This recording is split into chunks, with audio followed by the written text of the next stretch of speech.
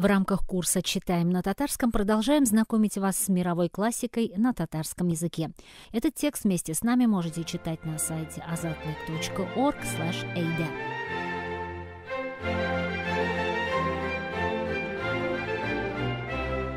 Шерлок Холмс мажаралары. Икенче бүлек. Дедукция осталыгы. Без яшисе фатирда 2 йокы бүлмәсе һәм зур гына кунак бүлмәсе бар иде. Ул икебезгә дә ошады һәм без шунда ук түләп тә куйдык. Холмс белән яшәүе авыр булырга тиеш түгел иде. Ул үзгәрмәс гадәтле, тыныч тормыш алып бара. Сәгать 10-нан соң ук ята, эртән мин уянганчы китә иде. Эшләү теләге туса, энергиясен бер нәрсәдә сүрелдерми иде аның. Вакыт-вакыт ул көннәр буе хәлсез ята. Андый чакта ул хәрәкәтләнми дә, сөйләшми дә диярлек. Атналар узган саен күршемнең фикерләвен, дөньяга карашын күбрәк беләсе килде. Мин аны тәҗрибәләр вакытында күзәтергә яраттым. Кайбер фәнни өлкәләрдә аның белеме шулкадәр тирән иде, мин хәтта сакланудан телсез кала идем. Шул ук вакытта Холмсның кайбер нәрсәләрне белмәве белгәннәреннән дә гаҗәебрәк күренде. Ул заманча әдәбият, фәлсәфә һәм сәясәт турында бер нәрсә дә белми иде. Күршемнең Кояш системасы төзелешенә караган Коперник теориясын бөтенләй белмәвен ачыклагач, мин тәмам сүзсез калдым. 19-нчы гасырда яшәүче кешенең җир Кояш тирәсендә әйләнгәнен белмәве башка сыймаслык. Сез гаҗәпсендегез бугай, диде ул көлемсерәп, мин аңа әлеге теорияны сөйләгәннән соң. Хәзер мин аны баштан алып атырга тиеш булам. Баштан алып атырга? Беләсезме, Ватсон, минемчә кешенең баш мие буш тезмә сыман. Һәркем аны үзенчә тутыра. Тиләләрнең миендә шулкадәр күп чүп-чар ки, файдалы мәгълүмат анда сыймый. Эш кешесе тезмәсенә нәрсә саласын яхшылап уйлый. Кояш системасының теориясенә килгәндә, минем өчен бу кирәк мәгълүмат түгел. Әйтик, без ай тирәсендә әйләнсәк, бу миңа да, минем эшемә дә тәэсир итмәс иде.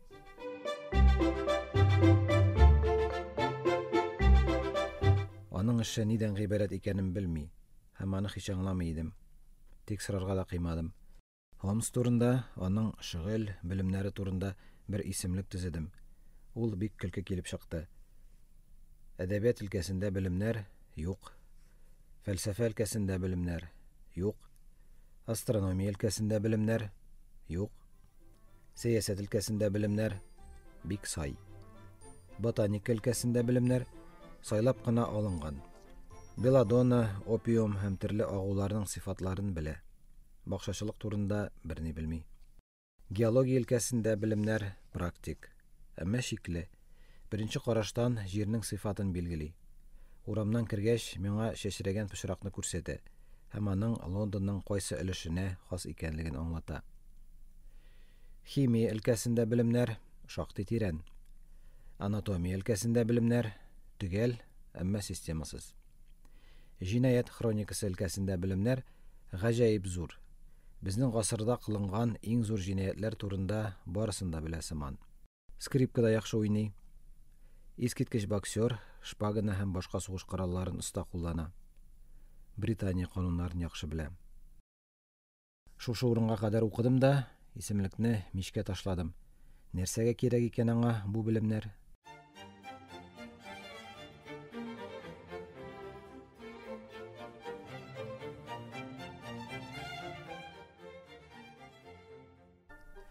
Беренче атнада безгә беркем дә килмәде. Күршем минем сыман дусларга бай түгелдер дип уйладым, әмма тиздән аңа төрле кешеләр йөри башлады. Холмсның танышлары бик күп һәм бик төрле катламнардан иде. Мәсәлән, атнага 3-4 тапкыр Лейстрит исемле кеше килде. Ул полициядә эшли икән. Тагын ямсыз киенгән, карчык, агарган чәчле джентльмен, вокзалда йөк ташучы һәм башка төрле шундый үзенчәлекле кешеләр йөри иде аның янына. Аларның барысында ул клиентлар дип атый. Мине кызыксындырган сорауга җавапны 4 мартта белдем. Бу көнне мин язылган газетаның яңа саны килде. Анда дөньяның сәбәп-нәтиҗә системасына корылганлыгы турында бер мәкалә бар иде. Аңа шансаң, бар нәрсәне дедукция ярдәмендә аңлатып була икән. Тырнак, җиң, терсәк, тире ярдәмендә кеше турында бик күп нәрсәне белеп була ди. Абау нинди мәгънәсезлек, дидем мин. Моннан да агалсызрак нәрсәне укыганым юк иде. Эшсезлектән интеккән кеше язгандыр инде моны. Шушында әйтелгән вак нәрсәләргә карап, кешеләрнең һөнәрләрен әйтүен сорарга иде аннан. Ул берни дә әйтә алмаячак. Мин моңа хәтта акча да куяр идем. Һәм акчагызны югалтыр идегез, диде Холмс көлемсерәп. Мәкаләгә килгәндә, аны мин яздым. Мин күзәтә беләм. Һәм мин детектив-консультант. Лондонда, дәүләтнеке дә, хосусый да истәбарлар күп. Үз белемнәре җитмәгәндә, алар миңа килә. Холмс сүзләренә мин һич ышана алмадым. Өстәвенә, сөйләгәндә аның йөзендә ниндидер минлек чагыла иде. Әйе, мин ышанмадым. Әмма күп тә үтмәде, аның хаклыгын үз күзләрем белән күрергә туры килде.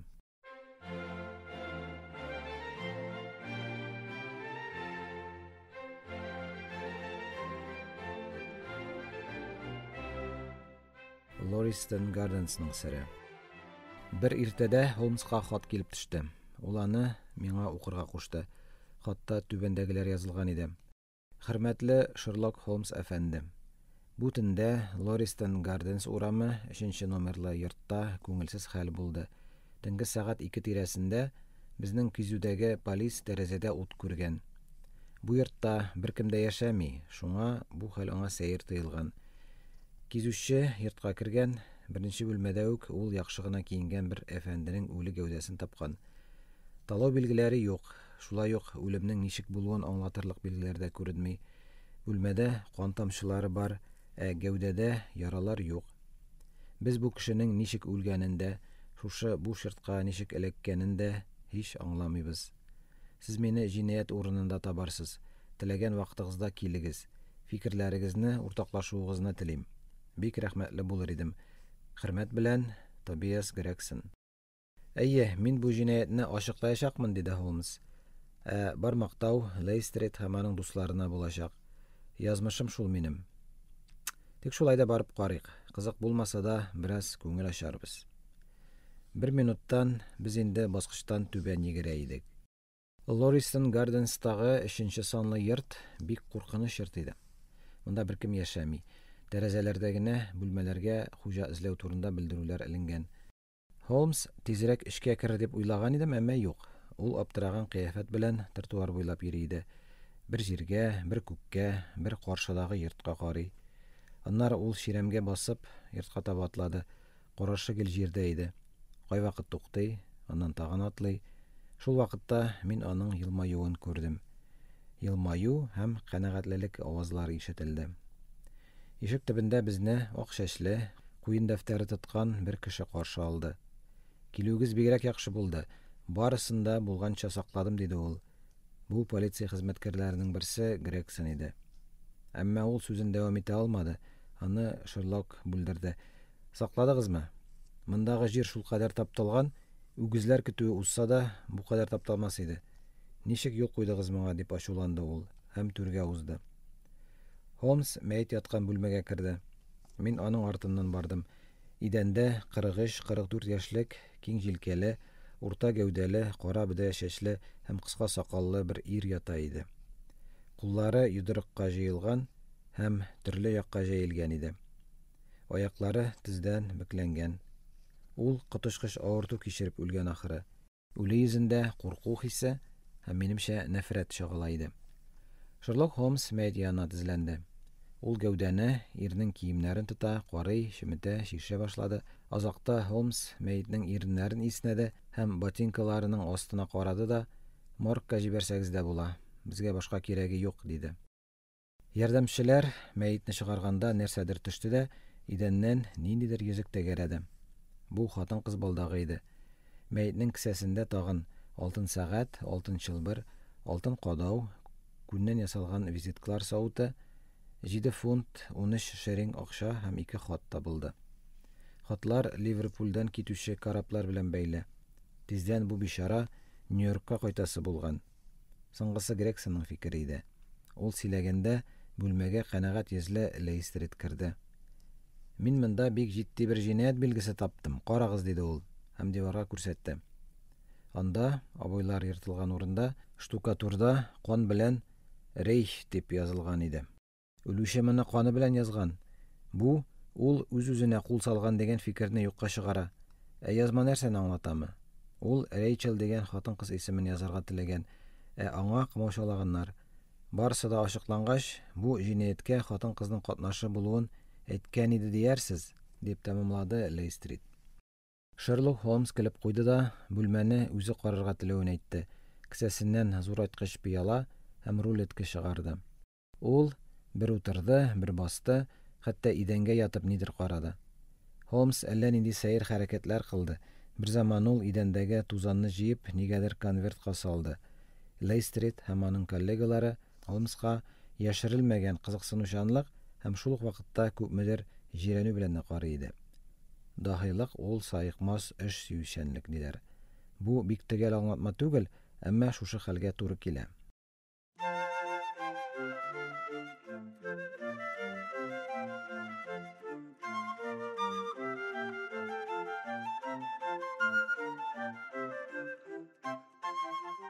Джон Ренсон хикәясе. Без бу йорттан сәгать 1-дә генә киттек. Шерлок мине башта почтага алып барды. Анда кемгәдер озын гына телеграм сукты. Соңыннан Лейстрит биргән адреска кизүдәге полисмен янына киттек. Мин яңа иптәшемнән аның сәер сәләтләре турында сораштым. Холмс әфәнде, дөресен әйтегезче, сөйләгән сүзләрегезнең хаклыгына үзегез дә бик ышанып бетмисез бугайсыз. Доктор Ватсон, йорт янында мин тәгәрмәч эзләрен күрдем. Соңгы тапкыр яңгыр кичә төнлә яуды. Димәк, эзләр дә кичәге. Тояклар эзе дә шул вакытта калдырылган. Буйга килгәндә, кешенең буе адымнары киңлегеннән беленә. Саный белергә генә кирәк. Хәер, моның белән башыгызны катырмыйм. Диварга язганда кеше инстинктка таянып, күз турысында язырга тырыша.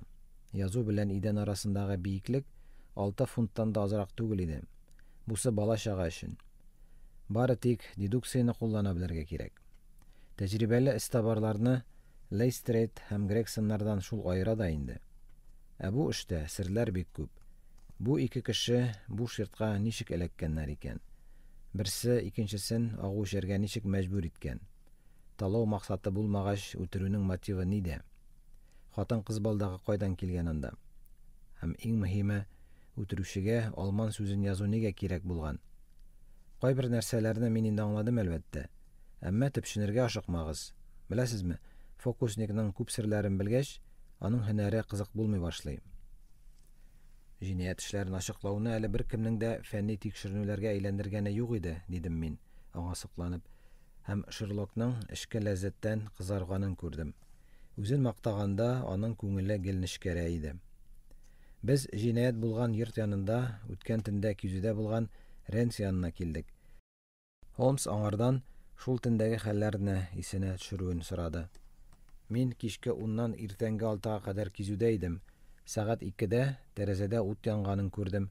Мин бит урамдагы 2 йорттан буш икәнен беләм. Үзем генә керергә кыймадым һәм берәрсен чакырырга уйладым. Әмма урамда беркем дә юк иде. Бар батырлыгымны җыйдым да ишекне ачтым. Ул бикләнмәгән иде. Эштә тавыш юк. Каминда кызыл шәм яна. Һәм мин беләм дип бүлдерде аны Холмс. Бүлмәне берничә кат әйләндегез, мәйет янына тезләндегез, аннан ашханәгә чыктыгыз. Сез буларны кайдан күрдегез дип шаккатты Ренс. Кайдадыр качып тордыгызмы әллә? Сез кирәгеннән күбрәкне беләсез бугай. Шерлок көлде генә. Юк, үтерүдә мине гаепләргә кирәкми. Соңыннан нишләдегез? Аннан сыбызгыга сызгырдым да безнекеләр килде. Урамда һаман да беркем юк иде. Бары тик бер исерек ир генә киртәгә терәлеп торды шунда. Әмма аның бу эшкә катнашы юктыр, шулай бит, дип елмайды полис хезмәткәре. Нинди кеше иде ул? Кыяфәте нинди иде? Дип җанланды Шерлок. Озын буйлы, ябык, кызыл йөзле кеше, иягенә кадәр шарф чырналган, өстендә керән пәлтә. Кулында чыбыркы бар идеме? Чыбыркы? Юк иде бугай. Калдыргандыр ул аны. Китеп барган берәр таран тас тавышын ишетмәдегезме? Юк. Сез полиста хезмәтегезне дәвам итә алмассыз дип уйлыйм. Башыгызны моторлык өчен генә йөртәсез ахыры, диде Шерлок Ренска һәм чыгып китте. Холмсның соңгы сүзләре бер дә итәгатьле түгел иде. Дөрес, ул еш шулай аралаша. Мин үзем шуны аңламадым. Ни өчен җинаятьче кире кайткансың? Нәрсә кирәк булган аңа? Моны әлбәттә Шерлок белә иде. Балдак, ул балдакны алырга кайткан. Аны балдакка җәлеп итәргә кирәк. Сизәм ки, ул инде минем кулда. Рәхмәт сезгә. Сез булмасагыз, бармаган булыр идем мөгаен. Мин бу эшне кучкыл төсләргә уралган этюд дип атар идем. Нигә әле бераз матур әдәбият образларын кулланмаска? Көнкүреш буталчыклары җибенә үтерүнең кучкыл төсләре үрелгән. Һәм безнең бурыч аны шишу.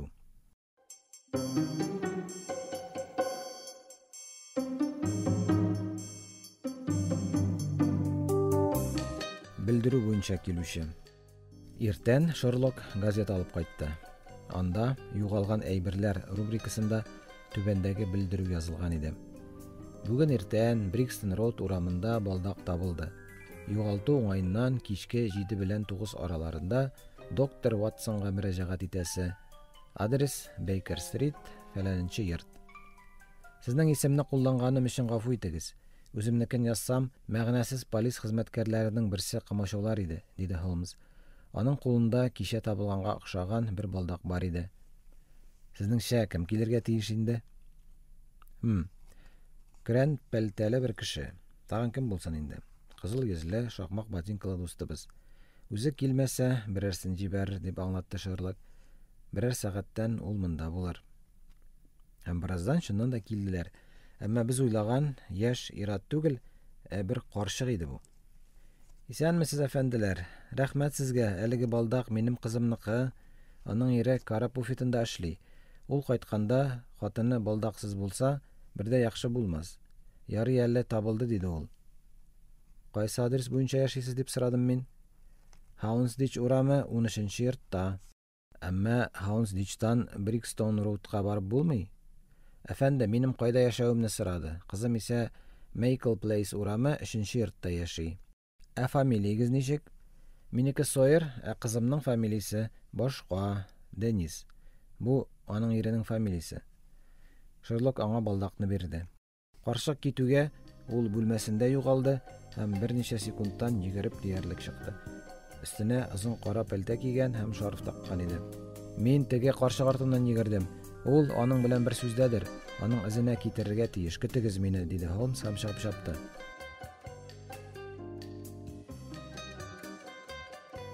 Һәм ул төнге 12 тулганда гына кайтты. Изеннән үк нияте килеп чыкмавы аңлашылды. Карчык бераз барды да аксарга тотынды. Аның кинәт аягы авырта башлады диярсең. Ул алаучыны, извозчикны туктатты да ишетерлек итеп Хаунсдич урамы 13-нче йорт адресен әйтте. Мин башка бер тарын таска тотынып, артларыннан бардым. Яхшы эзләүче моны эшли белергә тиеш. Адреска җиткәч, алаучы ишекне ачты, әмма тарантастан беркем дә чыкмады. Аның эчендә дә беркем юк иде. Карчыгыбыз бик оста качкан булып чыкты. Аталган йортта Кесвик фамилияле кеше яшәгәнен белдем. Бернинди Сойерлар, Денислар турында анда ишеткәннәр дә юк. Әмма карчык сездә алаучыда күрмәслек итеп сикерә алмый бит инде, дип гаҗәпсендем мин. Шерлок тагын көлде генә. Карчык имеш. Безнең үзебезне бер катлы карчыкларны алдаган сыман алдадылар. Һич шиксез бу яшь кеше булган. Яхшы актер һәм бик акыллы. Күзәткәннәрен сизде дә качты. Димәк, җинаятьченең дуслары да бар икән бит. Менә аның өчен ничек тырышалар. Бу кичтә җинаятьчене ачыклап булмады. Мин йокларга яттым. Әле озак вакыт Холмсның скрипка уйнавы ишетелде. Бу аның бик тирән уйларга чумуын аңлата иде. Ул әлеге җинаятьне һич шиксез шишәргә тиеш.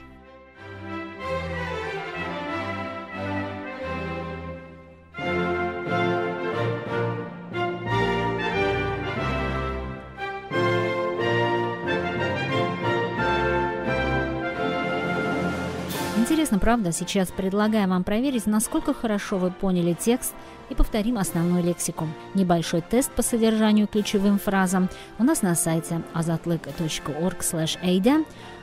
Также подписывайтесь на наши соцсети. Мы есть в ВКонтакте, в Телеграме и в Инстаграме. Скоро больше встретимся на следующей неделе. Цобулас!